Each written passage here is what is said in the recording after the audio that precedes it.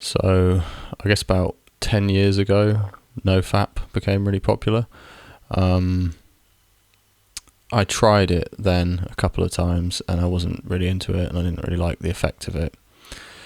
Um, I think it's really good for some people. Like, I think it's a really good alternative to just obviously like looking at porn constantly, and some people really struggle to control their porn addiction, and it's easier to go, kind of to the opposite extreme and just to really strictly control themselves and not look at anything like that and not do anything like that. I can understand how it's useful in those situations, and I think generally trying to kind of avoid stuff like that is good, or at least can be very good. I think it's pretty insane really that most people look at porn like multiple times a day. That's like really unhealthy, I think, and I've experienced it in myself, having watched a lot of porn in the past, and now I don't really watch it, and it really screws up your brain. I think it's really, really bad. Personally, I don't want to be like puritanical about it, but I think porn is like kind of one of the worst things to come along with the internet. Yeah, at the same time, like, I do question whether it's healthy to go like 200, 300 days without coming. I think that's kind of insane, personally. I don't know. I don't have a scientific basis for this. It's just my opinion. But I think it's sort of logical to assume that it might be a bit crazy for your body, like, especially given how difficult it is to achieve that, and how much your kind of body wants you to do it. Like, it's kind of, I think it's reasonable to assume that might not be a kind of ideal state for your body to be in. I don't know. I've heard that it can be quite bad for your prostate. So yeah, I don't do the whole like NoFap thing in its kind of popularized form.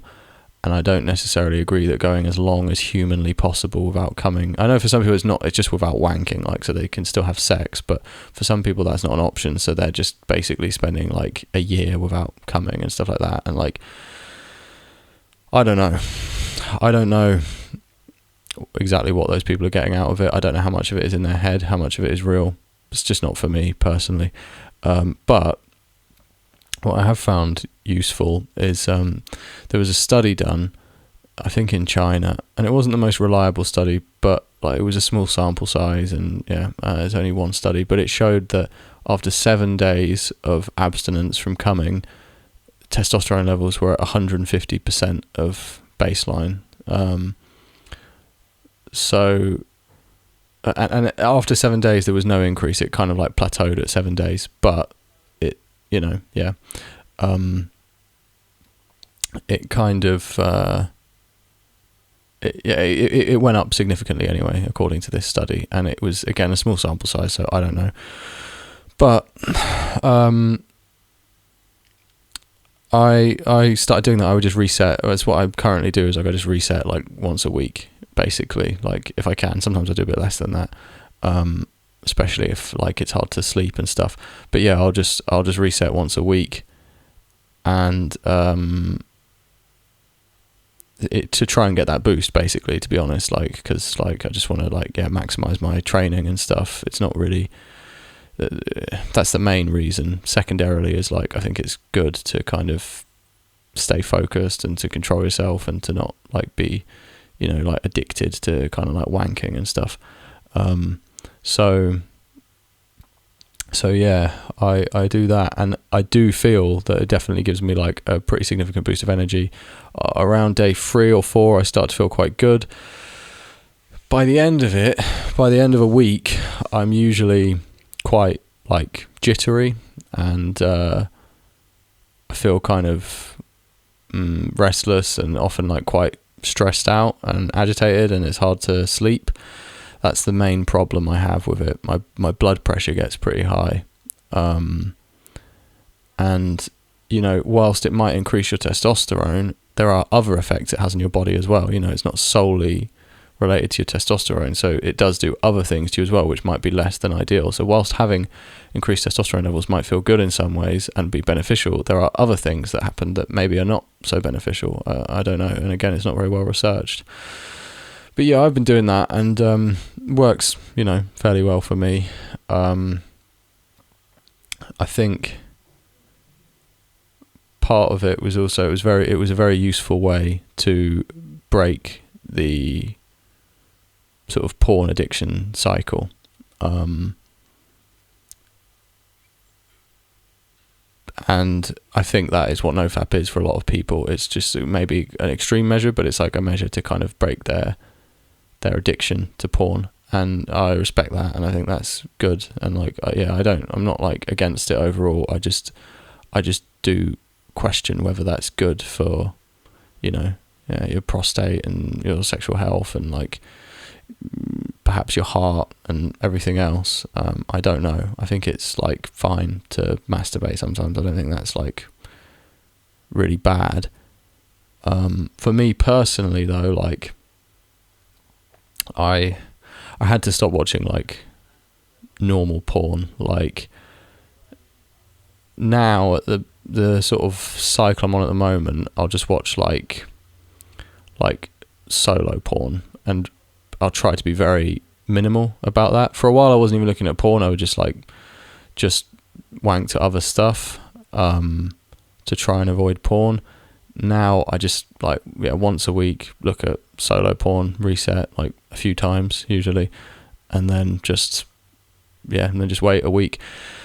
And for me, that seems like enough. Like I don't have that kind of like porn addicted mindset. I'm not getting the kind of unhealthy sexual thoughts that porn tends to induce. I'm not watching other people fuck all the time, which I think is really fucking messed up when you think about it, like it's kind of insane. It's crazy really. Like you watch you multiple times a day for a lot of people, and some people they're scrolling through, they watch so many videos, you'll watch 20, 30 videos maybe, like even if you only watch them for a few seconds, of like a woman you fancy and she's being fucked by another man, and you just watch this over and over again. You're seeing like men's dicks all the time, and like most of the people with like kind of steroid or surgically enhanced bodies, and they're having this like crazy weird sex that's like kind of ridiculous, and